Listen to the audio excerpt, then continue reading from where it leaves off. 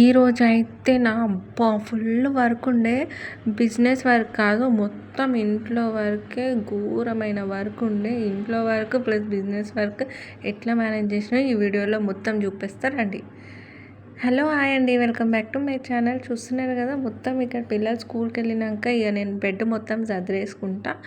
ఇంకా ఆ తర్వాత బెడ్రూమ్ ఒకటి సెషన్ ఒకటి రెడీ అయిపోయినాక, మొత్తం క్లీన్ అండ్ నీట్ అయిపోయినాక ఇంకో సెషన్ ఇంకో రూమ్కి వచ్చేస్తా. ఇప్పుడైతే నేను వచ్చింది వంట రూమ్లో చూస్తున్నారు కదా, మొత్తం క్లీన్ చేసేసుకుంటా. ఎంత పనున్నా ఉండని, ఏమన్నా ఉండని, వంట రూమ్ నీట్గా ఉంటేనే నాకు మనసు ప్రశాంతంగా ఉంటుంది. కాబట్టి ఫస్ట్ అయితే పొయ్యి అయితే క్లీన్ చేసుకున్నా. ఎప్పుడంతే అండి, పొద్దున కూడా నార్మల్గా క్లీన్ చేసేసుకుంటా. రాత్రే క్లీన్ చేసి పెట్టుకుంటా. అయినా కానీ మళ్ళీ పొద్దున కడగాల్సిందే. ఇక వంట అంతా అయిపోయాక క్లీన్ చేసుకొని బాసనలు అన్నీ కడుక్కొని వచ్చి ఇక్కడ చూస్తున్నారు కదా, ఇక ఎవ్రీ మంత్ సరుకులు అయితే తెచ్చుకుంటాం. ఇంకా సరుకులు తెచ్చుకున్నప్పుడు ఇదే నా డ్యూటీ మెయిన్ వచ్చేసి. ఏదో ఒక రోజు టైం తీసుకొని టోటల్ సరుకులు ఏమేమి ఉన్నాయి, ఏమేమి లేవు, ఎక్స్ట్రా ఏం తెచ్చినాం అవన్నీ క్లీన్గా నీట్గా సదిరేసుకుంటా. ఇది ఒకటైతే చిన్న సూపర్ మార్కెట్ లెక్క అనిపిస్తుంది నాకు ఈ టేబుల్. ఎందుకంటే ప్రతిదీ ఇంట్లోనే చదువుకుంటా. మొత్తము ఇటు సైడ్ చూస్తున్నారు కదా, నేను కూర్చున్న లెఫ్ట్ సైడ్కి ఏమో మొత్తం సబ్బులు, సర్ఫ్స్, మళ్ళా మన బాసన తోమే ఏమంటారు సబ్బులు, అవన్నీ స్క్రబ్బర్స్ అన్నీ పక్కకు పెడతా లెఫ్ట్ సైడ్. ఇంకా మిగతా ఇటు సైడ్ స్నాక్స్, ఆయిల్ ప్యాకెట్, ఇంకా మిగతా ఏం తెస్తావైతే నీట్గా ఇట్లా ఒక సూపర్ మార్కెట్లో చదువుకున్నట్టయితే సదిరి పెట్టేసుకుంటా. ఇంకా అలాగే ప్రతిదీ డబ్బాలు ఖాళీ ఉంటాయి కదా, ఇంకా డబ్బాలలో ప్యాకెట్ అన్నీ నింపి పెట్టేస్తా స్టోరేజ్. ఎందుకంటే నార్మల్గా తేంగానే సదరాలంటే నాకు ఇంట్రెస్ట్ రాదు. ఎంత చదువుదాం అనుకున్నా, ఎందుకంటే అలసిపోతాం కదా. సో ఆ రోజు కుదరదు, దాని తర్వాత కూడా కుదరదు. పక్కా 2 days టైం తీసుకొని అయితే చదువుతా.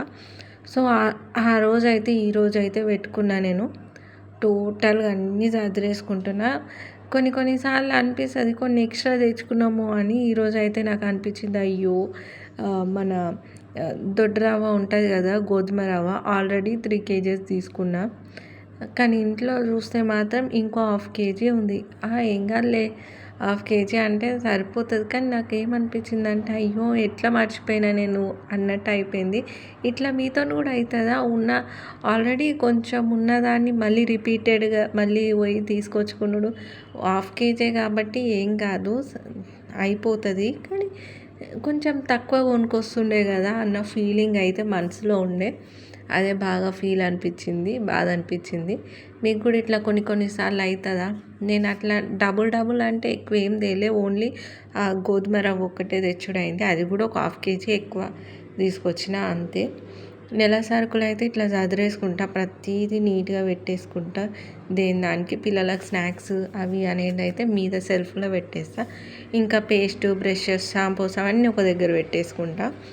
ఫ్రిడ్జ్లో అయితే మ్యాక్సిమం పప్పులు, ఇంకా గోధుమ రవ్వ ప్లస్ ఈ పల్లీలు ఇవైతే పక్కా ఫ్రిడ్జ్లోనే పెడతా. ఎందుకంటే మా దగ్గర ఫుల్ చీమలు అయితే, లేకపోతే అవి ఏమంటారు లక్క పురుగులు ఉంటాయి కదా, లక్క పురుగులు పడతాయి. కాబట్టి ఫ్రిడ్జ్ కంపల్సరీ నెలకు ఒకసారి, ఎప్పుడైనా కానీ మామూలుగా నెలకు ఒకసారి కడుగుతాము అని అనుకుంటారు కదా. నేనైతే ఏం చేస్తా అంటే నెలకు ఒకసారి ఇట్లా సరుకులు తెచ్చినప్పుడు ఎట్లయినా క్లీన్ చేయాల్సి వస్తుంది. అదే టైంలో క్లీన్ చేసేస్తే అయిపోతుంది అని అప్పుడే క్లీన్ చేసేసుకుంటా. 2 పనులు అయిపోతాయి నాకు. అటు ఫ్రిడ్జ్ క్లీనింగ్ అయిపోతుంది, ఇటు మళ్ళీ సామాన్లు కూడా సదురుకోవచ్చు అని. ఇంక అట్లా తెచ్చిన సామాన్లన్నీ నీట్గా సదిరేసినాక మనం తెచ్చిన సంచులు అవన్నీ ఒక కవర్లో సేమ్ ఒక మూట కట్టేస్తాం. మళ్ళీ నెక్స్ట్ మంత్కి అవసరం వస్తుంది కాబట్టి.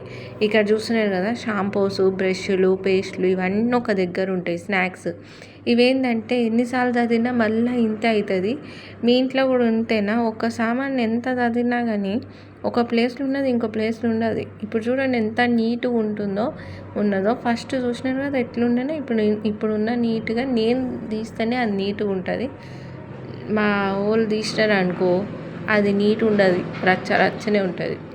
ఇంక ఇక్కడ ఏంటంటే లైవ్ తీసినా కదా, లైవ్ తీసినాక నేను వెంటనే నైట్ లైవ్ 9 o'clockకి స్టార్ట్ అయిపోతుంది, అయిపోయే వరకు 10 అవుతుంది.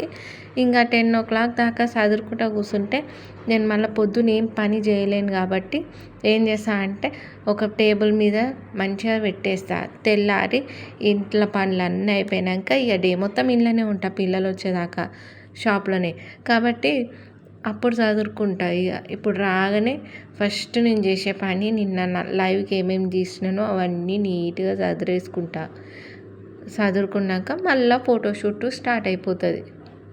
ఫొటోస్ తీసుడు, వీడియోస్ తీసుడు, మళ్ళీ సపరేట్గా అదొకటి స్టార్ట్ అయిపోతుంది వర్క్. చూస్తున్నారు కదా, వెంటనే ఇవి అసలు టైం కూడా దొరకదు. ఇంకేం ఉట్టిగా ఖాళీగా కూర్చుందామంటే ఇట్లనే ఒక పని కాకపోతే ఒక పని గుర్తొస్తుంది. మ్యాక్సిమం ఇంట్లో పని ఒక్కొక్కసారి తక్కువ ఉంటుంది, ఒక్కొక్కసారి ఎక్కువ ఉంటుంది. షాప్లో పని అయితే యాజ్ యూజువల్గా లైవ్ తీసి మళ్ళీ పొద్దున్న సదిరి మళ్ళీ ఫొటోసు, ఇంకా కొన్నిసార్లు ఏంటంటే ఫొటోస్ ఎడిట్ చేసి ఫొటోస్ సరిగా రాకపోయినా మళ్ళా డిలీట్ చేసి మళ్ళీ ఎడిట్ చేసి అట్లా పోస్ట్ చేసేసరికి దానికి టైం అయిపోతుంది. ఎడిటింగ్కే ఆల్మోస్ట్ టైం పోయేది ఎడిటింగ్కి. ప్రజెంట్ అయితే ఆర్డర్స్ అప్పుడు ఒకటి ఉంది కాబట్టి ఆర్డర్స్ అంత బిజీ అయితే ఏం లేదు. జస్ట్ మనము రీల్స్ తీసి ఒక ప్రోడక్ట్ గురించి రీల్స్ తీసి దాన్ని ఎట్లా ఫొటోస్ తీస్తే ఎట్లా వీడియో తీస్తే మంచిగా కనిపిస్తుంది అనే ఆలోచనలోనే సగం టైం పోతుంది. అది మళ్ళీ ఇంకోటి ఏంటంటే లైవ్ తీసినాక వెంటనే ఇవన్నీ చదరాలంటే కొంచెం మైండ్ అంతా ఇది ఉంటుంది. ఎందుకంటే సింగిల్గా చేసుకుంటాం కాబట్టి ఒక హెల్ప్ లేకుండా చేసుకుంటే కొంచెం మనకు కొంచెం ఇంట్రెస్ట్ రాదు చేయాలని. వెంటనే లైవ్ అయిపోగానే ఇవన్నీ చదరాలని.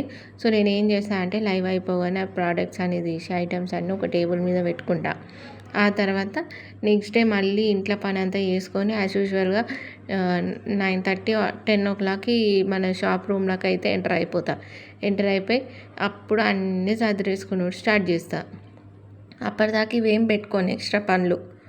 ఎందుకంటే నైట్ రెస్ట్ ఉంటేనే నాకు పొద్దున్న ఇంట్లో ఫుల్ వర్క్ అయిపోతుంది, లేకపోతే అస్సలు కాదు. ఇంకా పిచ్చి లేచినట్టు అవుతుంది.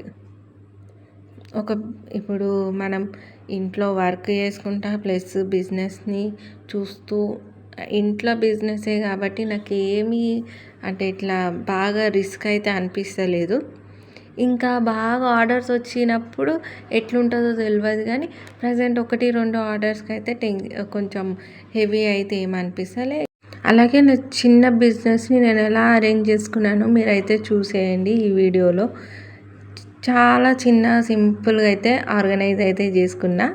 ఈ వీడియో మీకు నచ్చినట్టయితే లైక్ చేయండి, షేర్ చేయండి, సబ్స్క్రైబ్ కూడా చేయండి. అలాగే నా చిన్న బిజినెస్ ఎలా ఉందో కూడా కామెంట్ చేయండి. Thank you.